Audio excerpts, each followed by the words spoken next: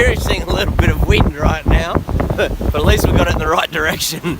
They say if you want to hunt sambar, make sure you keep the wind in your face.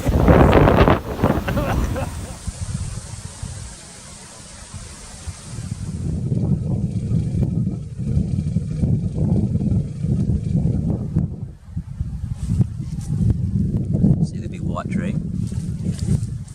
So there's the two, one's Yep. back at the bottom. So to the left of the big one, there's the one on an angle. Yeah. She's walking behind that right now.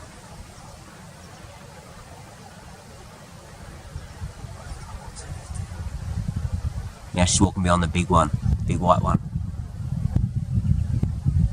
See the tree that's on an angle hitting the big white one? Yeah. That's her belly in the gap. You can only see her belly right now. If she walks forward one more step, she'll come into the open. So there's two. So Yeah, there's the two goalpost looking tree. Right, here she goes, she's walking now, in between the two trees right now.